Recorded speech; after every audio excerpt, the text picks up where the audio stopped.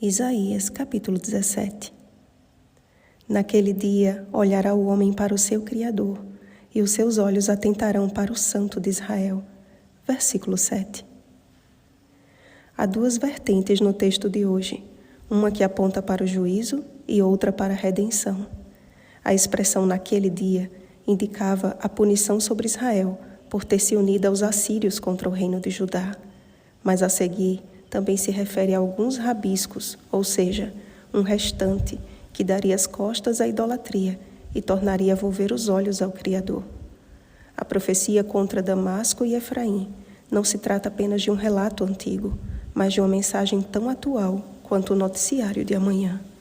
O Santo de Israel nos convida hoje a olhar para ele e viver, a não nos esquecermos do Deus da nossa salvação e rocha que nos fortalece. Ao anoitecer, eis que há pavor.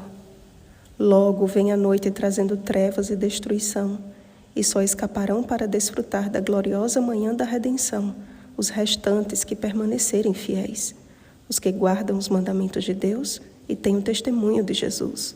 Apocalipse capítulo 12, versículo 17. O chamado da primeira voz angélica é para que cada nação e tribo, língua e povo tornem a olhar para o Criador, o único digno de toda a adoração. Temei a Deus e dai-lhe glória, pois é chegada a hora do seu juízo. E adorai aquele que fez o céu e a terra e o mar e as fontes das águas.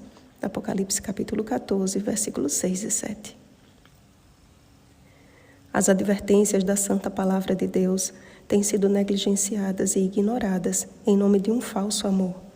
Milhares se contentam com belos sermões enlatados que pregam uma falsa piedade. Há uma contrafação acerca do amor de Deus. Satanás deleita-se ao perceber que o mundo o transformou numa lenda e caricatura cômica, com um rabo e um par de chifres.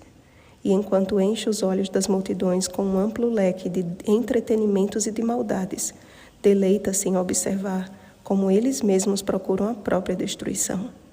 A humanidade é movida pelo que vê, pelo que é agradável aos olhos. Gênesis capítulo 3, versículo 6.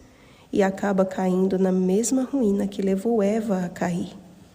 Ao contrário da vitória de Cristo no deserto, muitos têm sido derrotados ao contemplar a oferta demoníaca.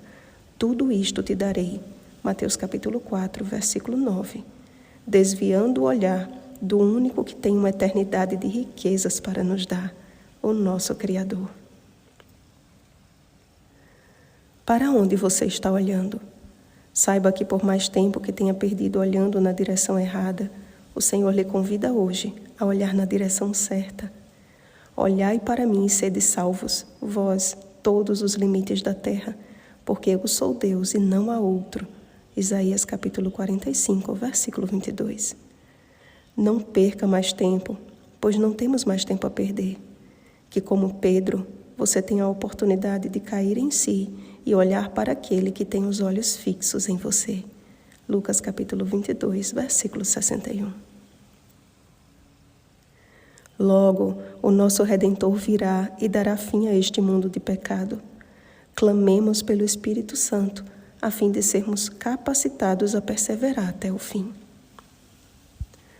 Ó Santo de Israel, nosso Criador, fortalece a nossa fé e aplana os nossos caminhos, para que naquele dia possamos te contemplar face a face.